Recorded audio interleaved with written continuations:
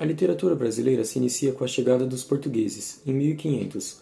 Anteriormente a isso, os indígenas das sociedades que viviam aqui não possuíam registros escritos, e os primeiros registros foram as impressões dos portugueses quando chegaram aqui e encontraram os povos que aqui viviam.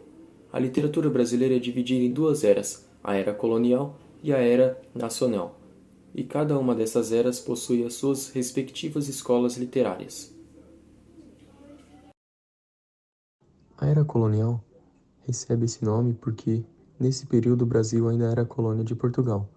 Começou em 1500 e vai até 1808, e é dividida em quinhentismo, barroco e arcadismo.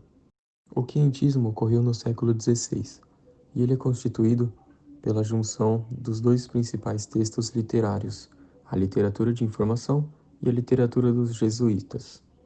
A literatura de informação possui um caráter mais informativo e histórico do país.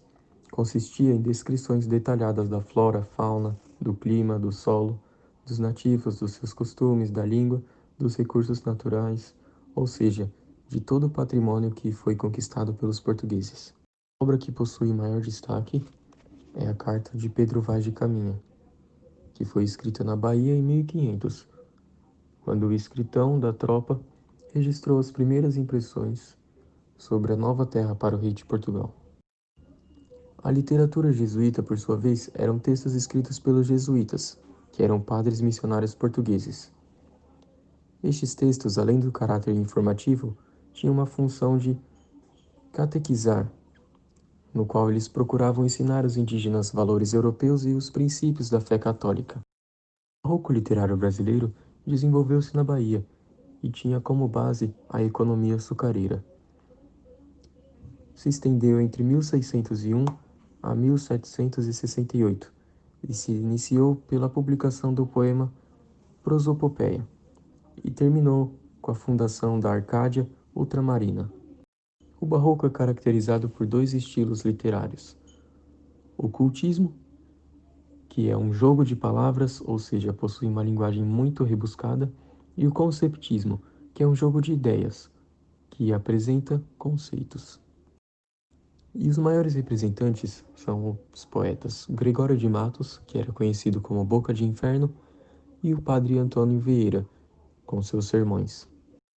O arcadismo é um período intimamente ligado ao movimento da Inconfidência, em Minas Gerais, e a base principal é a economia ligada à exploração de ouro e pedras preciosas, e o papel importante que foi desempenhado pela cidade de Vila Rica.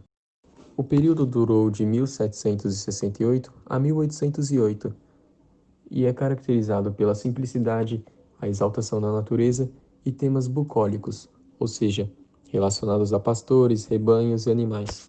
Se destacam os artistas Cláudio Manuel da Costa, no qual deu início ao movimento com a publicação de obras poéticas, e o poeta Tomás Antônio Gonzaga, com sua obra Marília de Dirceu. Para finalizar a era colonial, temos o período de transição, que foi um movimento que não teve muita atividade ou movimento próprio. Ocorreu entre 1808 a 1836 e é marcado pela chegada da missão artística francesa. A Era Nacional recebe esse nome pois ela aconteceu após a independência do Brasil em 1822. Ela começou em 1836 e dura até os dias atuais. Ela começa com o romantismo e perpassa pelo realismo, simbolismo, naturalismo, parnasianismo, pré-modernismo, modernismo e pós-modernismo. Romantismo. O romantismo no Brasil inicia-se em 1836. Ele é dividido em 3 fases. A primeira fase tem forte cargo nacionalista, onde o índio era eleito como herói nacional. A segunda fase é ligada com o pessimismo e o egocentrismo. Na terceira fase, a mudança é notória, tendo a liberdade como principal. Realismo. O realismo ele começou em 1881, quando Machado de Assis publicou Memórias Póstumas de Brás Cubas. As principais características é o objetivismo e a veracidade dos fatos, que são explorados por uma linguagem descritiva e detalhada. Naturalismo. O naturalismo se inicia em 1881 aqui no Brasil, com a publicação de O Mulato de Aloysio de Azevedo. Representa um retrato fidedigno da sociedade com uma linguagem coloquial. Parnasianismo. O parnasianismo começou em 1882. A sua obra que mais marcou foi a obra Fanfarras, do Teófilo Dias. O parnasianismo é uma obra literária paralela ao realismo e ao naturalismo. Simbolismo. O simbolismo começou em 1893 com a publicação de Misael e Brox, não sei se é assim que fala, de Cruz e Souza. Principais características são a imaginação, o subjetivismo e o misticismo. Pré-modernismo. O pré-modernismo no Brasil foi uma fase de transição entre o simbolismo e o modernismo, que ocorreu no início do século XX. O modernismo no Brasil é marcado pela Semana da Arte Moderna, ocorrida em São Paulo em 1922. É o limite entre o fim e o início de uma nova era na literatura nacional e na arte como um todo. Inspirado nas vanguardas artísticas europeias, o movimento modernista propõe o rompimento com o academismo e o tradicionalismo, e assim com a liberdade estética. As diversas experimentações artísticas são apresentadas nesse movimento. Nesse período foi dividido em 3 fases: a fase heróica, a fase consolidação e a fase pós-moderna. Com uma intensa produção poética, muitos escritores destacam Manuel Bandeira, Carlos Drummond, Raquel de Queiroz e Cecília Meirelles. Nossa oficina é literatura, e para mostrar arte na literatura, nós trouxemos a poesia concreta. Tem início com o movimento da vanguarda concretista no século XX.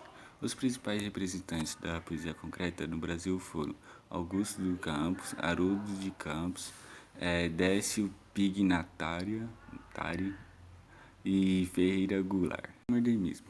A produção artística brasileira passa por intensa transformação após o fim de 1945. Assim, o pós-modernismo é uma fase de novas formas de expressões que aconteceram na literatura, no teatro, no cinema e nas artes plásticas.